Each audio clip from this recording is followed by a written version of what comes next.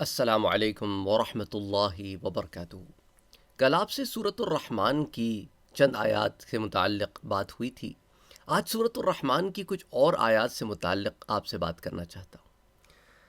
اعوذ باللہ من الشیطان الرجیم، بسم اللہ الرحمن الرحیم۔ الرحمن علم القرآن خلق الانسان علمہ البیان، صدق اللہ العظیم۔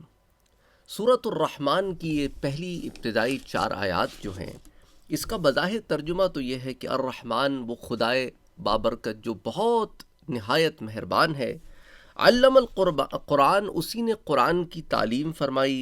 خلق الانسان، اور اسی نے انسان کو پیدا فرمایا، انسان کی تخلیق فرمائی۔ علمہ البیان، اور اسی نے اس انسان کو بولنا سکھایا۔ اب بظاہر تو بہت آسان ہے، بات سمجھ میں آتی ہے، ہم میں سے بہت سارے لوگوں نے یہ ترجمہ کئی دفعہ بھی پڑھا ہوگا، پر ایک نکتہ جس کی طرف میں آپ کی نشاندہی کرنا چاہتا ہوں وہ یہ ہے، کیا انسان پیدا ہونے سے پہلے قرآن پڑھتا ہے یا انسان پیدا ہونے کے بعد قرآن پڑھتا ہے؟ آپ کہیں گے پیدا ہونے کے بعد پڑھتا ہے۔ ٹھیک ہے، جب پیدا ہوتا ہے یا ماں کے پیٹ میں قرآن سنتا تو ہے، دوسرے پڑھتے ہیں، سنتا تو ہے، لیکن جب خود اس دنیا میں آتا ہے اور ایک عمر کو پہنچتا ہے تو پھر قرآن کریم کی تعلیم لیتا ہے، قرآن پڑھنا سیکھتا ہے، پھر قرآن پڑھتا ہے، پھر قرآن کے علم میں ترقی کرتا ہے، اس کو سمجھتا ہے، اس پہ عمل کرتا ہے اور یوں ساری زندگی گزار دیتا ہے۔ تو اگر تو انسان تخلیق کے بعد قرآن کریم کی تعلیم لیتا ہے تو پھر اللہ تعالیٰ نے یہاں ایسے کیوں کہا کہ علم القرآن خلق الانسان، کہ ہم نے قرآن کی تعلیم دی اور انسان کو پھر تخلیق فرمایا؟ ٹھیک ہے، قرآن کی تعلیم دی اور پھر فرمایا کہ انسان کو تخلیق فرمایا۔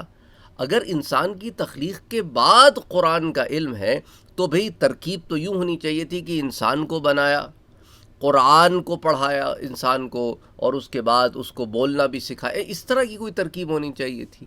تو یہ ترکیب ایسے کیوں ہے؟ سوال ہے۔ اب قرآن پر اگر آپ غور کریں تو یہ بات آپ کو سمجھ میں آ جائے گی، کوئی مشکل مسئلہ ہے نہیں۔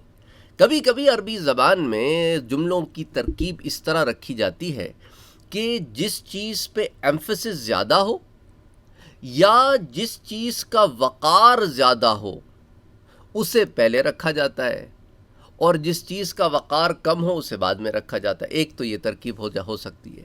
ایک یہ ترکیب ہو سکتی ہے کہ کبھی بعد والا جملہ پہلے والے جملے کی طرف دلالت کرتا ہو اور وہ بعد والے جملے کو تقویت دیتا ہو۔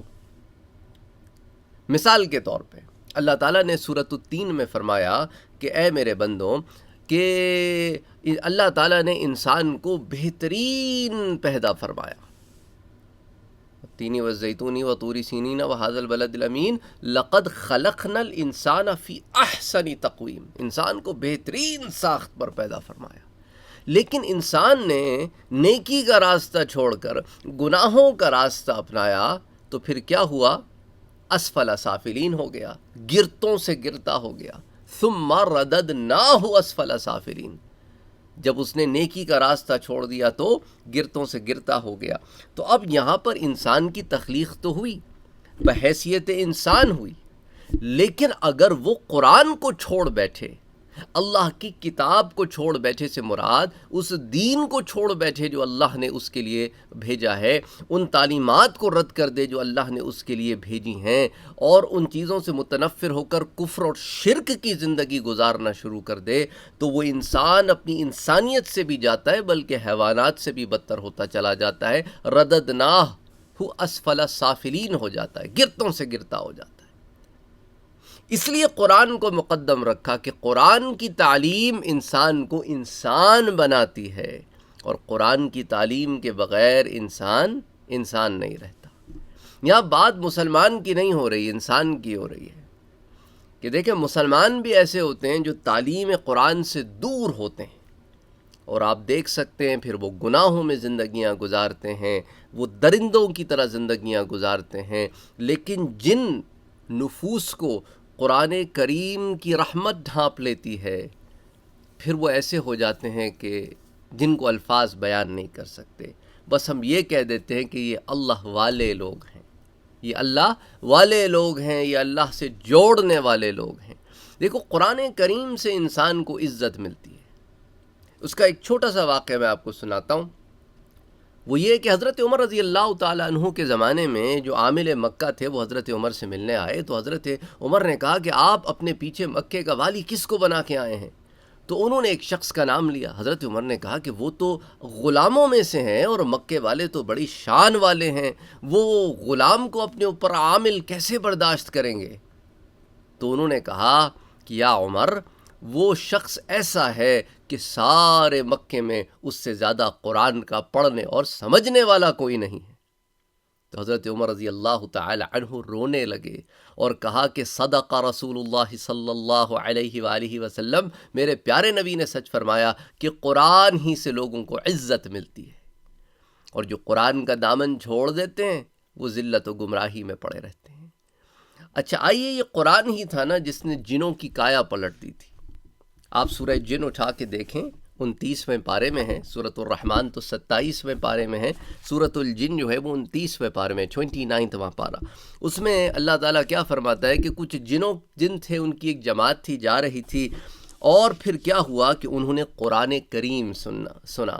اِنَّا سَمِعْنَا قُرْآنًا عَجَبًا يَهْدِي إِلَى الرُّشْدِ فَآمَنَّا بِهِ، اور وہ ایسا کلام تھا جن کہنے لگے کہ جب ہم نے سنا تو ہمیں یہ پتہ چل گیا کہ یہ ایک ایسی کتاب ہے، ایسا کلام ہے جو ہدایت کی طرف بلاتا ہے، رشد کی طرف بلاتا ہے، تو ہم اس پر ایمان لے آئے۔ وَلَن نُشْرِكَ بِرَبِّنَا أَحَدًا، اور اب ہم اپنے رب کے ساتھ کسی کو شریک نہیں کریں گے۔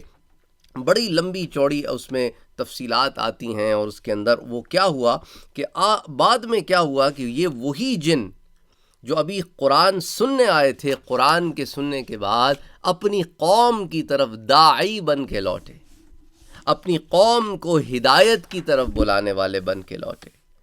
تو اب آپ یہ دیکھیں نا، قرآن نے ان جنوں کی کایا پلٹ دی جو صرف گزر رہے تھے، اور یہ پریشانی بھی تھی انہیں کہ اس وقت کیا ہو رہا ہے ہمارے ساتھ، کہ کائنات میں ہمارے معاملات جو ہے وہ ویسے رہ نہیں رہے جیسے تھے۔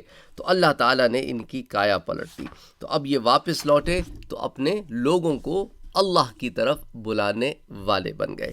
تو قرآن کریم جو ہے اس سے جڑنے کے لیے بہت ضروری ہے۔ رمضان المبارک کا مہینہ آیا چاہتا ہے کہ قرآن سے یوں جڑیں کہ قرآن کریم کی آیات جب پڑھیں تو ترجمہ بھی پڑھیں، غور و غوض بھی کریں، تفسیر بھی پڑھیں۔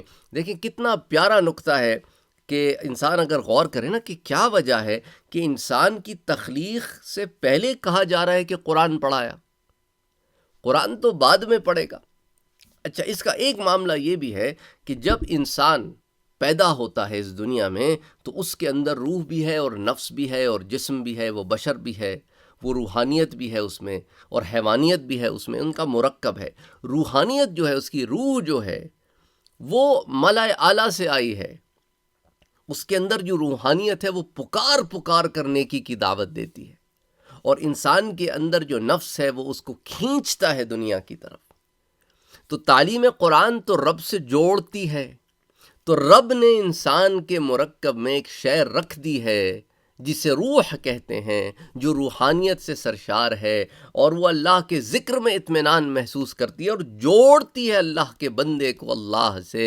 اور انسان اس دنیا میں آ کر اس کی گندگیوں کو جب اپنے اندر سمیٹتا ہے اور نفس کا پجاری بن جاتا ہے تو روح کو خاموش کر دیتا ہے اور روح چپ ہو جاتی ہے، بجائے اس کے کہ نفس کو روح کے تابع کرتا، روح کو خاموش کر کے خود نفس کے تابع ہو گیا۔